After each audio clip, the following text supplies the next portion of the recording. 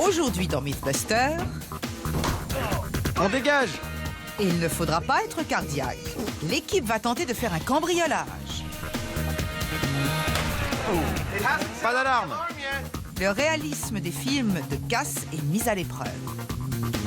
Des alarmes à détection laser, aux conduits de ventilation. Nos spécialistes vont tout donner pour séparer la fiction hollywoodienne de la dure réalité. À vous, les voleurs. Avec une cascade parmi les plus audacieux jamais vues dans l'histoire de l'émission. À la moindre erreur, il y reste. Qui sont les Mythbusters? Adam Savage et Jamie Heineman. C'est pas interdit, les balles traçantes. À eux deux, ils ont plus de 30 ans d'expérience dans le domaine des effets spéciaux. Ça, c'est du bon boulot! À leur côté, Tori Belleci, La science est amusante. Carrie Byron Tu sais ce que j'ai fait aujourd'hui? et Grant Imahara. Vous êtes prêts? Ils ne se contentent pas de recenser les mythes, ils les mettent à l'épreuve.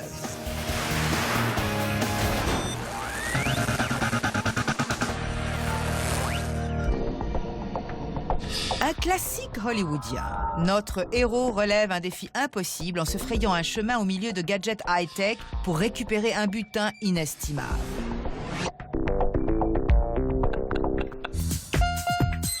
Pour mener à bien leur casse, Adam et Jamie vont remonter tout un conduit d'aération, puis traverser une pièce remplie de rayons laser, avant de découper une porte vitrée pour accéder à la salle du trésor. À l'intérieur se trouve un buste en or de Buster, placé sur un détecteur de pression.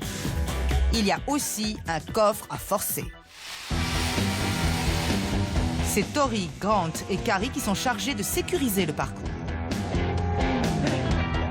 Le signal d'alerte, c'est tirez-vous. On dirait qu'ils construisent un banal bureau dans un très grand hangar. Mais il s'agit en fait des lieux du casse. Ils vont commencer par escalader un conduit d'aération qui fera 6 mètres de haut. Une fois au bout du conduit, il y a des couloirs et des portes à franchir pour atteindre la salle où se trouve le coffre-fort. Ils devront essayer de percer ce coffre. Grâce au bricolage acrobatique de Tori, le conduit d'aération prend forme. Tu peux fixer. Mais ce monstre d'acier n'est qu'un élément du parcours d'obstacles classique. N'oublions pas les alarmes laser, les détecteurs de pression Parfait. et les vitres incassables. Enfin, le dernier obstacle, le coffre, est mis en place. Ce coffre-fort contient le gros lot et ce sera à Adam et Jamie de se débrouiller pour l'ouvrir.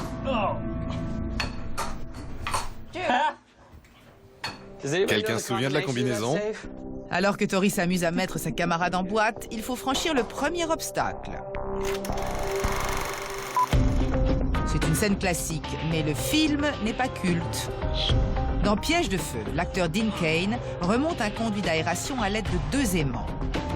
Tel Superman, il se hisse silencieusement à la force de ses bras, au nez et à la barbe d'une sécurité endormie qui ne soupçonne pas le cambriolage en cours. Pour relever eux-mêmes cette gageure, Adam et Jamie développent un équipement d'escalade chacun de son côté. Jamie a fait le choix des aimants. Depuis, disons, la fin de l'adolescence, je suis fasciné par les aimants. Un de mes copains bossait dans une boîte qui en fabriquait. Pas des aimants classiques, des aimants très puissants. Entre Jamie et ses monstres magnétiques, l'attirance est immédiate. Ce ne sont pas des petits aimants. Ils supportent entre 225 et 450 kilos. Donc en collant 2 aimants, tu aurais l'équivalent de 450 kilos au bout de la main. Oui, si j'en colle un là, ça t'arrache la main. Leur utilisation devrait être réglementée. Ma main a coupé que ces aimants sont surpuissants. Mais permettront-ils à Jamie d'escalader un mur? Pour s'en assurer, il fabrique un réceptacle en aluminium pour maintenir les aimants en place. Mais les encastrer semble plus compliqué que prévu. Tu pourrais le tenir pour que ça ne me saute pas dessus. Tu vas rapprocher ton aimant? Si Adam ne fait pas attention, c'est peut-être, au sens propre, le dernier coup de main qu'il donnera à Jamie. Bon, tu es prêt? T'es sûr que ma main ne risque rien? Je ne passerai pas au-dessus. D'accord. Mais fais attention.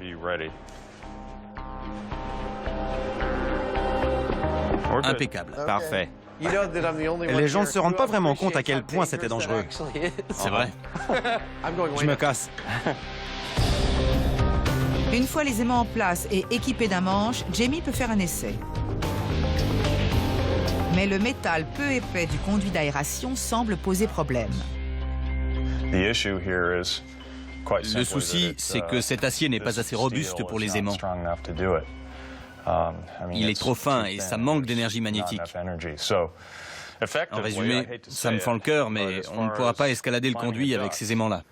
Ce métal est similaire à celui du conduit. Cet acier fin a un point de saturation trop bas. Autrement dit, sa capacité d'attraction magnétique est limitée, malgré la présence d'aimants surpuissants. Éloigne ça de moi. Bien décidé à ce que ça colle, Jamie retourne à son tableau noir. Adam ouvre sa dernière commande, le cœur battant. On dégage. Mon plan, c'est de monter avec ces ventouses. Je sais que ça fait dessin animé, mais j'y crois.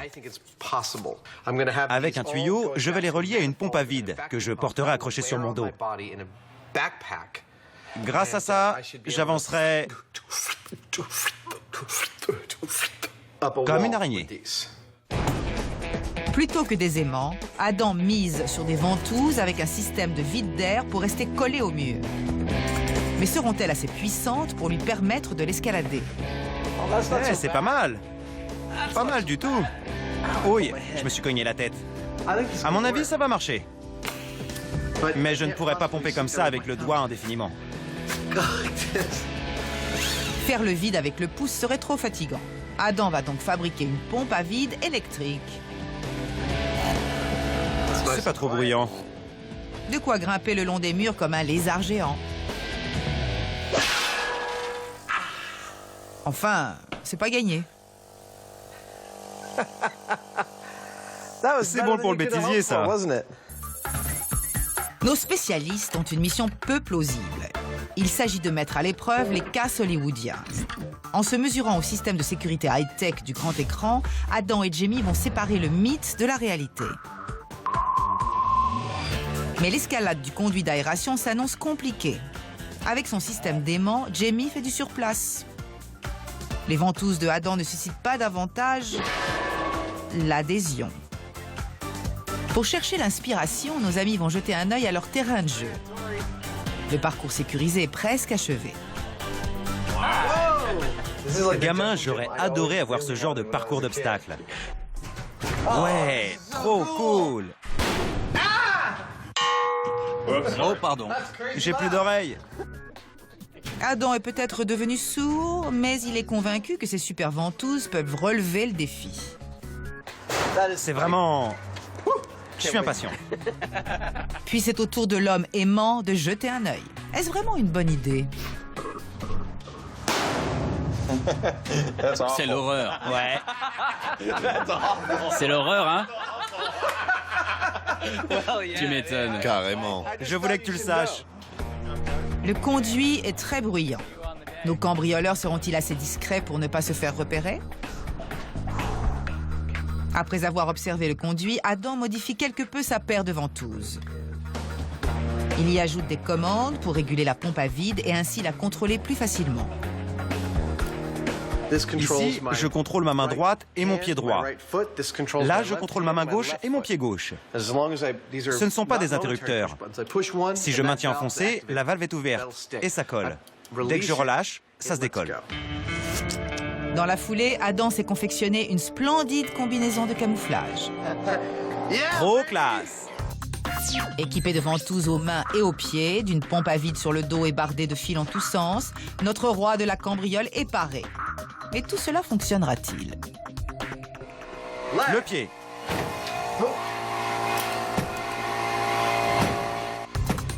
À première vue, Ventouse-Man est aussi efficace que l'homme aimant. D'accord. Ça se complique. Attends. Lentement mais sûrement, Adam finit par s'y coller. Le problème, c'est qu'on peut en décoller qu'une seule à la fois. Le vide n'est pas assez puissant pour recoller aussitôt chaque ventouse. Donc, il faut faire comme ça. Un pied, l'autre pied. Une main, puis l'autre main. Ça marche, mon vieux. Excellent. Après le franc succès de Adam, Jamie modifie son propre matériel. Il a opté pour des supports plus grands, capables d'accueillir 5 aimants chacun. Ces trucs sont si puissants que ça en devient comique. Une bande de Chatterton par-dessus, et le problème est réglé. Avec l'ajout de 2 étriers pour les pieds, tout semble opérationnel. D'après les essais que j'ai faits, je devrais pouvoir escalader et descendre le conduit. Le matériel est simple et rustique, mais ça marche. Cet équipement est moins sophistiqué que celui de Adam, mais Jamie peut peut-être gagner la partie. Nos amis seront-ils aussi félins que des héros de cinéma? Ou finiront-ils comme ce malheureux? S'inspirant du cinéma, ce cambrioleur amateur s'est glissé dans un conduit d'aération et y est resté coincé. À contre-cœur, il a dû appeler à l'aide. Dégagé par les pompiers, il a aussitôt été arrêté. Les gars, voici votre première épreuve. Vous devez remonter le conduit et pénétrer dans le local d'entretien de façon aussi discrète que possible. On verra qui a la meilleure technique. Jamie sera le premier montant en l'air, mais Adam prédit déjà qu'il va se planter. Jamie va faire... Et à mon avis, la consigne de base quand un vigile entend ce genre de bruit, c'est de cribler de balles le conduit d'aération. Avec Carrie et Grant à la sécurité, il n'y aura pas de tir à balles réelles. Mais avec Tori, on ne sait jamais. Souvenez-vous, le but est de s'introduire dans les lieux en silence. Jamie, tu es prêt? Je suis prêt. Top chrono, Grant. Attention, 3, 2, 1... Top, Jamie. C'est Thor, le dieu du tonnerre qui pénètre chez moi. Faut faire réviser l'air conditionné. Voici un extrait du manuel du parfait cambrioleur. Sois discret comme la brise, léger comme la plume, silencieux comme le chat.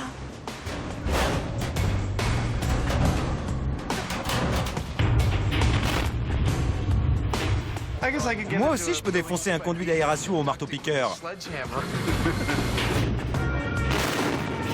Jamie est probablement sourd à vie, mais il approche du but. Jamie, tout va bien? Ça va. Tu crois que c'est la méthode idéale pour remonter un conduit? Non. Quelle bruyante effraction. C'est probablement le cambriolage le moins discret de tous les temps. Pour la discrétion, on repassera. Au tour de Adam. S'il n'a pas de soucis techniques, son système de ventouse sera sans doute très efficace. Mais s'il se trompe dans les boutons ou que la pompe lâche, il va tomber. Je réalise mon rêve.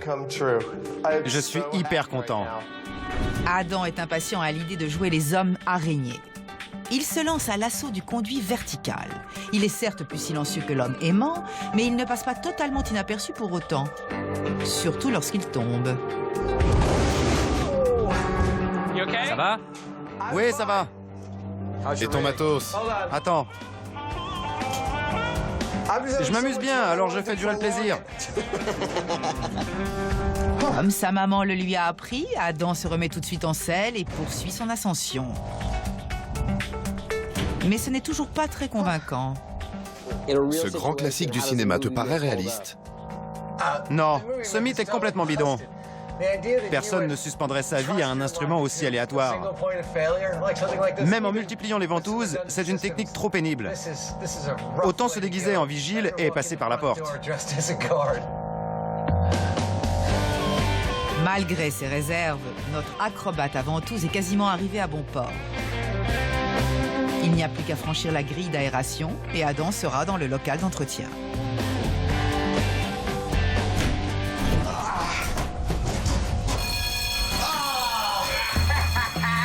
T'es foutu. Vite, on est encerclés! Bouge pas. Pas un geste. T'es foutu. Contrairement à ce que montrent les casses de cinéma, escalader un conduit d'aération n'est pas un jeu d'enfant. Ayant fait assez de vacarme pour ameuter tous les policiers de la région, les tentatives d'intrusion incognito de Adam et Jamie ont été catastrophiques. La légende qui veut qu'on puisse pénétrer quelque part via le système d'aération à l'aide de ventouses ou d'aimants, c'est du bidon. Mais qu'est-ce que c'est marrant! Tout le mythe étant basé sur la discrétion de l'effraction, pour moi c'est du bidon. Aucune des techniques testées n'assure une quelconque discrétion. Le mythe du conduit d'aération est donc bidon. Passons à la mission impossible suivante, l'alarme à détection laser. Dès le départ, ce mythe laisse sceptique. On a mené pas mal de recherches pour dégoter un système à laser visible, comme on en voit dans les films. Et là, on a déjà mis à mal le mythe, parce qu'on n'a trouvé aucun système équipé de lasers rouges matérialisés. Dans le film, notre acrobate se faufile entre des lasers de couleur vive, sachant que la moindre coupure de faisceau déclenchera l'alarme. Mais d'après Grant, ces lasers fluorescents n'existent en fait qu'à Hollywood. Il a donc dû bricoler un système d'alarme relié à des pointeurs laser. Mais il ne s'est pas arrêté là. Les vraies alarmes utilisées, ce sont celles-ci. Elles émettent des rayons infrarouges, des faisceaux comparables au laser, mais invisibles à l'œil nu. Du coup, ils sont beaucoup plus difficiles à éviter. La salle de Grant contiendra donc de faux lasers et une vraie alarme invisible à infrarouge. Les deux fonctionnent sur le même principe. C'est simple. Il y a un émetteur face à un récepteur. Si le faisceau est rompu, l'alarme se déclenche. C'est Tori et Carrie qui vont tenter de franchir les rayons de Grant. La première technique pour franchir les rayons laser est ma préférée. Elle est assez farfelue, mais ça peut fonctionner. C'est celle de Catherine Zeta-Jones qui souffle sur son poudrier pour matérialiser l'emplacement des rayons.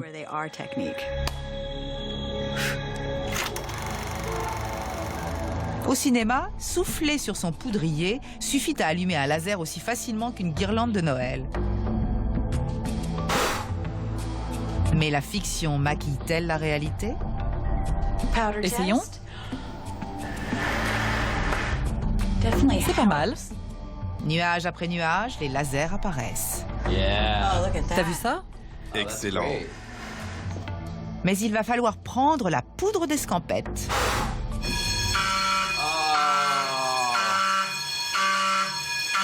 Bon, tirons-nous avant que les flics n'arrivent. Carrie a soulevé tellement de poudre que les fines particules ont suffi à rompre le faisceau. Nos amis font une nouvelle tentative. Mais bien que Carrie franchisse quelques faisceaux, la poudre finit par réduire son subterfuge en poussière.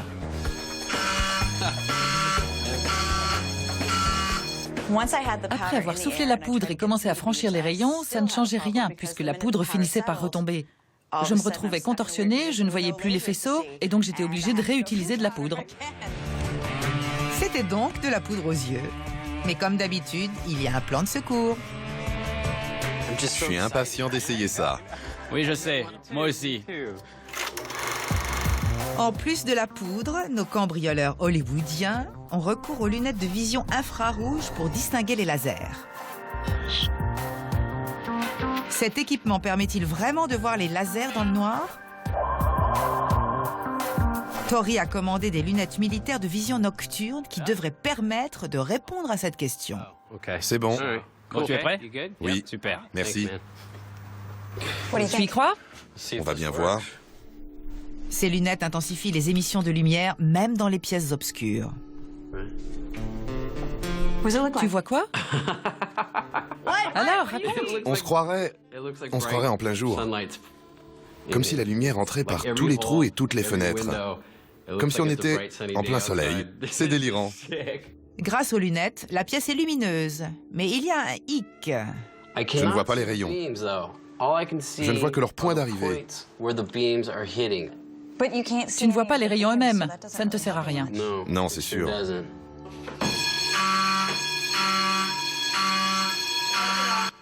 Les lunettes de vision nocturne pour repérer les lasers? C'est du bidon. C'est même handicapant pour les franchir. Je vais donc essayer de pointer un autre laser dans le récepteur, en espérant que ça cassera le faisceau du système proprement dit, sans pour autant déclencher l'alarme. Dans le film, notre cambrioleuse de génie vise les récepteurs du faisceau avec ses propres lasers, neutralisant ainsi tout le système d'alarme. La difficulté pour substituer un laser à l'autre, c'est d'orienter le faisceau dans le bon axe pour toucher la cellule photoélectrique.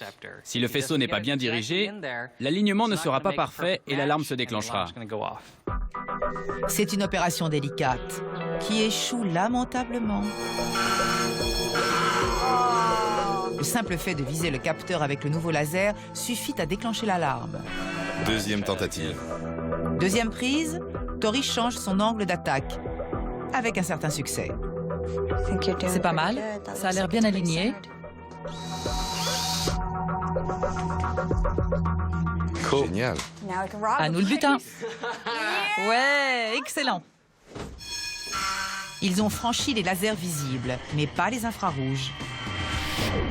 Voilà pourquoi les alarmes laser sont invisibles. Ce serait trop facile. On les verrait suffisamment pour les contourner ou y introduire son propre laser et court-circuiter le système. Le conduit d'aération et les lasers apparents ont été franchis, mais ça se complique. Carrie et Tory ont réussi à se défaire du faisceau laser de cinéma. Mais ils ont déclenché un système d'alarme plus réaliste, équipé d'un détecteur à cellules photoélectriques. En venir à bout sera nettement plus compliqué. On va tester les infrarouges. Voilà la poudre. La difficulté de ce nouveau défi réside dans le fait que les faisceaux infrarouges sont invisibles à l'œil nu.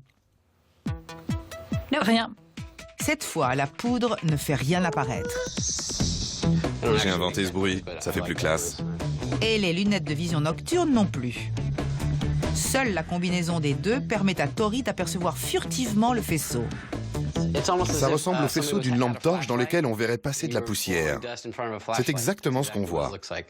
Mais la poudre met une nouvelle fois le mythe à mal. Il faut changer de tactique. Je vais essayer de fabriquer une porte optique, de façon à faire croire au laser que leur faisceau n'est pas interrompu, alors qu'il sera détourné d'un miroir à un autre miroir, puis un autre, de l'émetteur jusqu'au récepteur d'en face. De cette façon, on aura un passage dans lequel on pourra se glisser. En théorie, cela paraît simple, mais la mise en pratique est une autre paire de manches. D'abord, l'équipement est imposant. Si Tory et Carrie étaient de vrais voleurs, ils seraient bien encombrés. Fastoche de passer dans le conduit. C'est bon, on est prêt. Allez, on va voir ce que ça donne.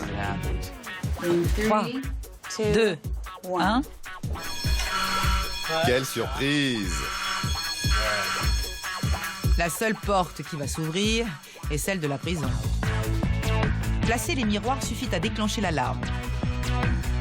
Bon prince, Grant décide donc de désactiver le système. C'est bon, allez-y. On voulait quand même insister. On a donc éteint l'alarme et mis la porte optique en place en ajustant les miroirs à l'aide d'un viseur laser. On espérait qu'une fois l'alarme rétablie, ça ne sonnerait pas.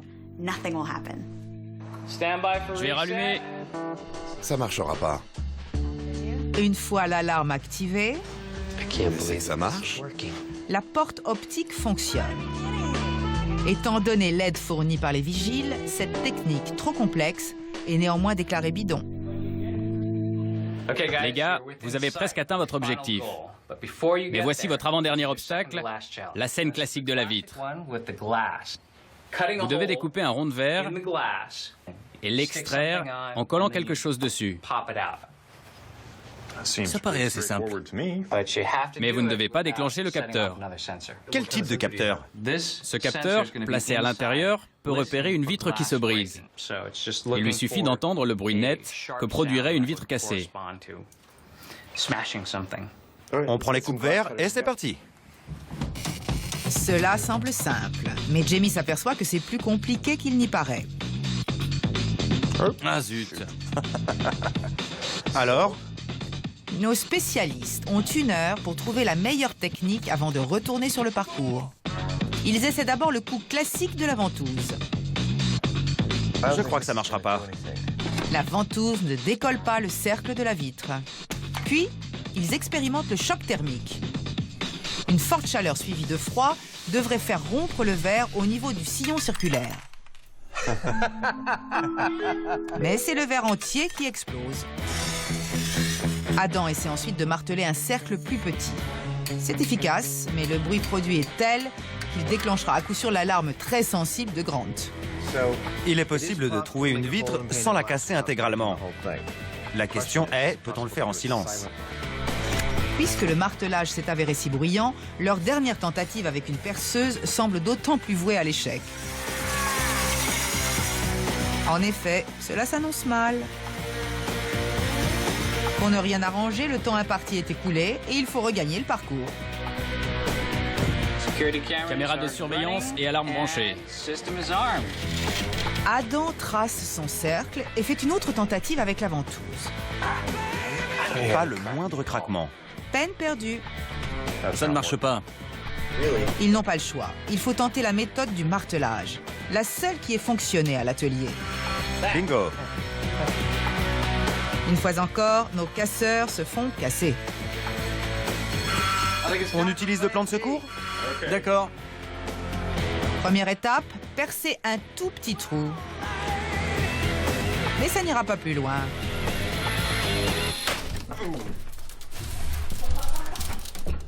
On n'a pas déclenché l'alarme. C'est du verre trempé. L'alarme ne s'est pas encore déclenchée. Ça craque de partout par contre. Si le moindre éclat de verre tombe, l'alarme va se déclencher. Ce qui paraissait catastrophique se révèle finalement être un incroyable coup de chance. Le verre a éclaté, mais n'a pas encore déclenché l'alarme. Doucement, laisse-moi faire. Petit à petit. Il s'agit de verre trempé et feuilleté. Jamie n'a plus qu'à retirer les éclats un par un. Tu te débrouilles bien.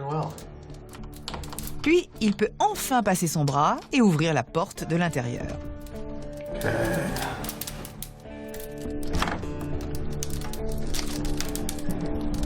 Allez. Ça y est, on peut pousser la porte.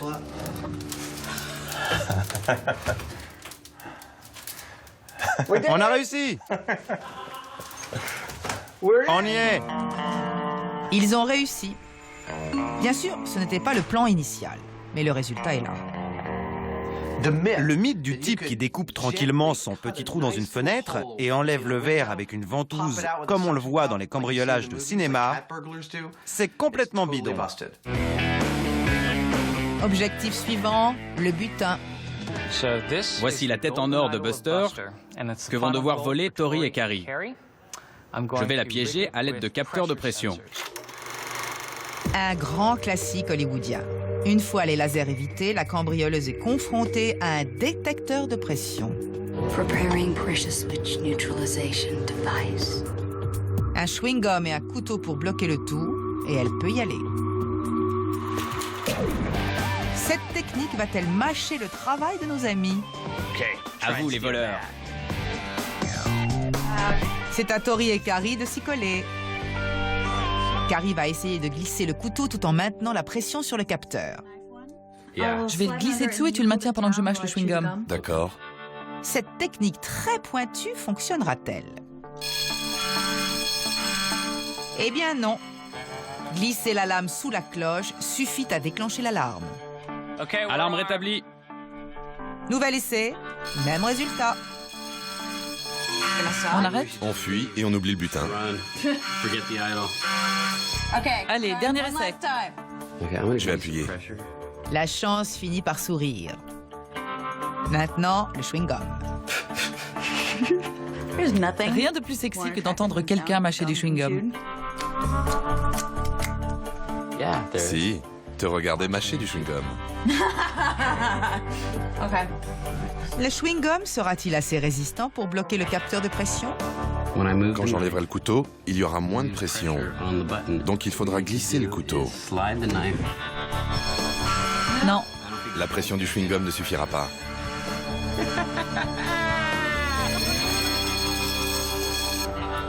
C'est nul, ça marche pas du tout. C'est évident que le chewing-gum mâché est trop mou. Ça colle pas assez pour maintenir le capteur en place. Mais nos cambrioleurs sont pleins de ressources. Pas de vraie casse sans ruban adhésif. On va essayer. L'adhésif bâillonnera-t-il enfin l'alarme?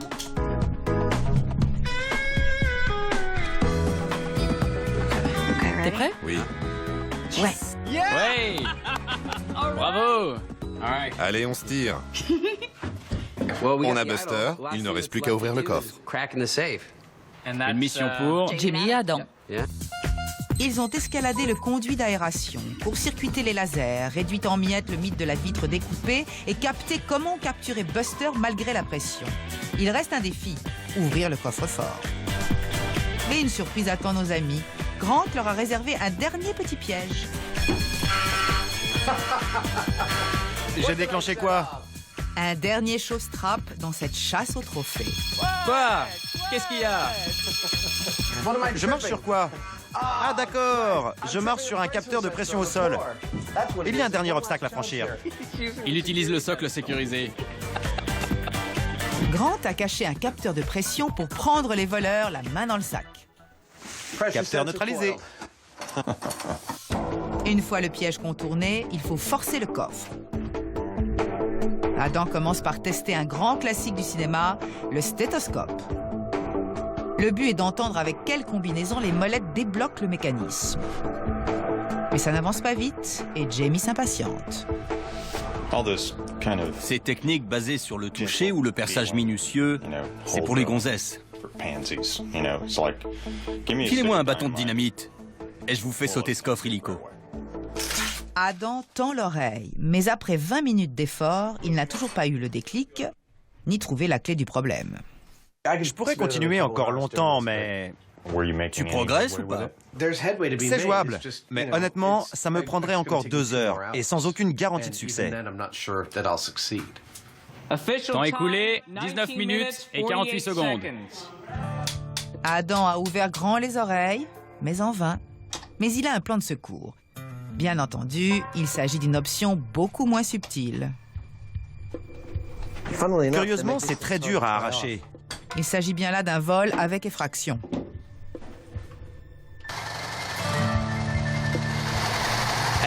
Adam a abandonné l'idée de trouver la bonne combinaison à l'écoute. Il a pris une perceuse et il est en train de forer un trou pour passer un boroscope dedans et voir les gorges des serrures. L'intérêt paraît limité, mais Adam compte s'aider de ce qu'il voit pour trouver le bon alignement des gorges. Tu aurais de la corde à piano? Adam commence à percer les secrets du coffre. Mais il est dessus depuis 3 bons quarts d'heure. Je ne suis pas loin. Je n'ai plus qu'à repousser un peu ce truc-là, et ça va s'ouvrir. Dans la réalité, même le vigile le plus endormi aurait déjà pris nos voleurs sur le fait. Ça y est.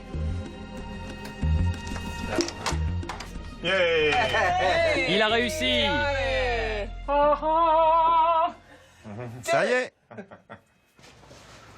Et voilà. Tu y es arrivé! Je veux. C'est génial! Mais ma méthode est un petit peu lente. Ouais. On s'est renseigné et les modèles sont classés selon le temps qu'il faut à des professionnels pour les forcer. D'après vous, Combien de temps pour forcer celui-là? 40 minutes? 5. 5 minutes pour un pro? Ouais, 5 minutes. Évidemment, les voleurs professionnels n'ont pas toujours à faire attention au bruit qu'ils font. Pour une première tentative, Adam s'en est bien tiré. Faisons le bilan de notre casse impossible. L'aération. Bidon à 100%. Impossible de remonter un conduit d'aération sans être repéré. Les lasers? Déjà, les alarmes avec laser visibles n'existent pas. On peut les contourner, mais on ne voit ça qu'au cinéma. Quant aux lasers infrarouges, ceux qu'on utilise dans la vraie vie, ils sont quasiment infranchissables. Ah bon? Le coup de la vitre ne tient pas. Et mon truc préféré, le perçage de coffre. Tu es parvenu à percer le coffre, mais pas aussi vite que dans les films. Je manque juste un peu d'entraînement, qui sait? Il vous reste un dernier défi à relever. Vous avez ouvert le coffre, pris le butin, et vous devez maintenant vous échapper avec un hélicoptère posté sur le toit. Ça a l'air facile. Mais il y a 2 difficultés. D'abord, vous devez utiliser vos ventouses. Et il s'agit d'un immeuble de 23 étages.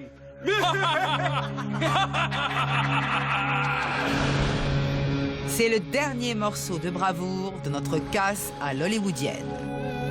Le butin en poche, le dernier défi de Adam est de s'échapper avec panache en escaladant cet immeuble de 23 étages avec ses ventouses. Pas mon vieux. Oh, yeah! Je peux vous donner les chiffres. 99 mètres de haut pour un total de 23 étages. Mais il faut se trouver où je suis et avoir la vue que j'ai d'ici pour bien se rendre compte de la hauteur incroyable à laquelle on est. Et bien sûr, de la chute qu'on peut faire. Et de la chute qu'on peut faire. Pour éviter à Adam une chute mortelle, l'équipe a fait appel à Wayne Campbell, un professionnel de l'escalade. Son rôle sera d'empêcher tout dérapage de l'équipement de Adam lors de ce test grandeur nature. Bon, on y va? C'est bon? Comme dans le conduit, Adam est équipé de ventouses aux mains et aux pieds, alimentées par une pompe à vide installée sur son dos. Mais il a fait quelques modifications. Lorsque Adam a actionné par mégarde la pompe à vide avant d'avoir posé sa ventouse sur la paroi du conduit, tout a dégringolé.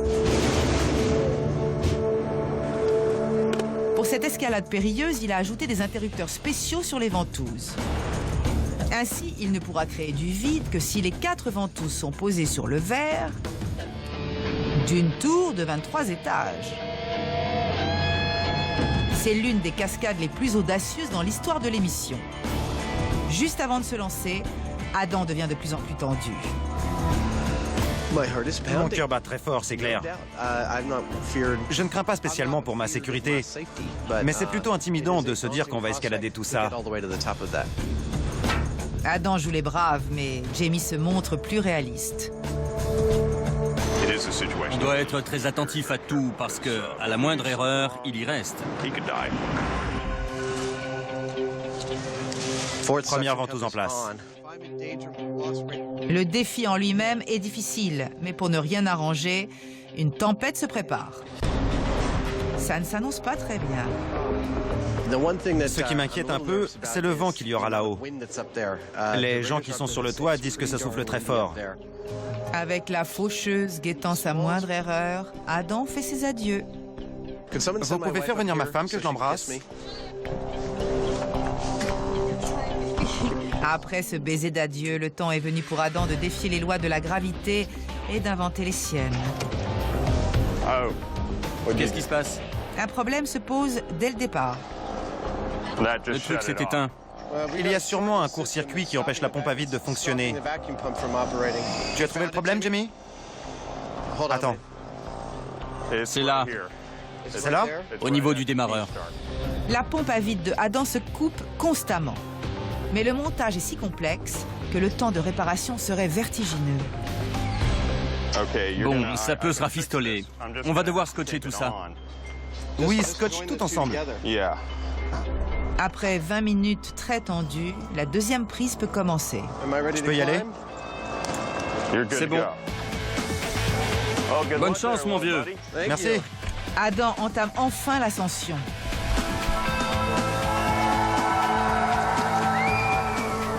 Mais elle tourne court.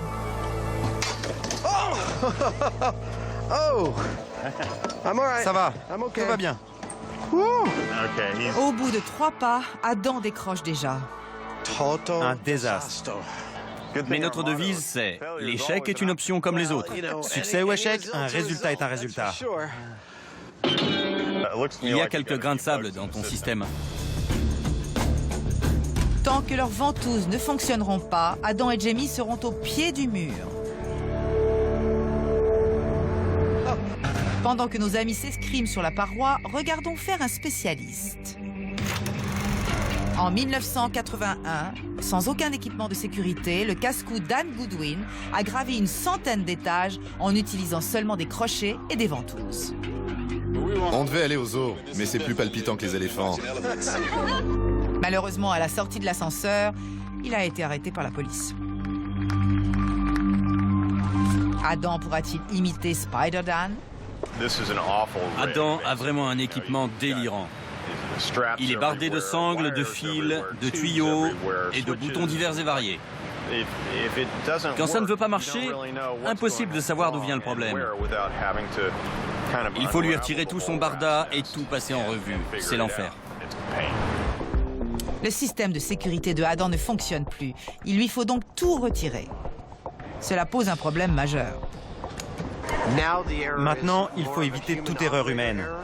Je dois absolument déclencher le vide quand la ventouse est bien collée au mur. L'ascension repose donc sur les capacités intellectuelles de Adam. D'où l'inquiétude de Jamie. Tout va dépendre de la capacité de concentration de Adam. C'est ce qui peut poser problème. Mais s'il arrive à faire un effort et à bien se concentrer, il peut arriver en haut. Après ces mots d'encouragement, Tout a l'air OK. il est temps pour Adam d'atteindre des sommets. Mais voyant la foule s'impatienter et la pluie commencer à tomber, il devient nerveux. Je fatigue un peu, les mecs. Mon pied est coincé, celui de droite. Le support de la ventouse est pris dans la grille d'aération de l'immeuble. C'est bon. Une fois Adam libéré et lancé, l'équipement semble fonctionner. Un pied, l'autre pied. La main, le pied. C'est un véritable mantra. Main, pied, pied. Et ça marche. Pied, pied. Il franchit le 3e étage, puis le 4e. À présent que les ventouses ont accepté d'adhérer, un autre problème surgit. Adam n'a pas anticipé l'effort physique intense qui l'attendait. Il est aussi essoufflé qu'un marathonien franchissant la ligne. Or, fatigue et concentration sont peu compatibles.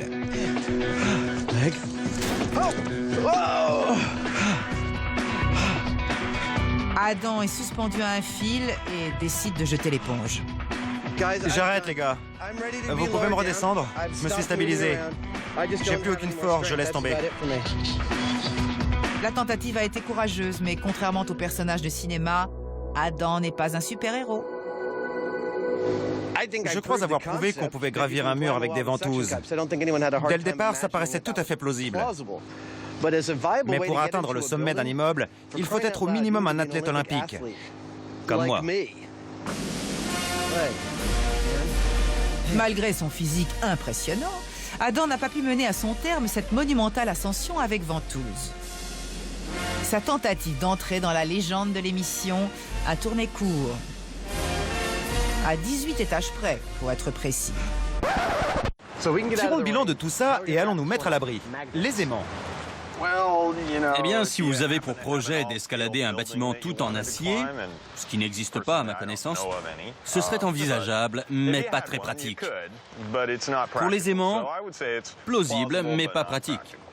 J'arrive à la même conclusion pour les ventouses. C'est possible, on vient d'en apporter la preuve éclatante. mais il y a nettement plus pratique. Prendre l'ascenseur. Oui, plausible, mais pas pratique. Très bien. À l'abri.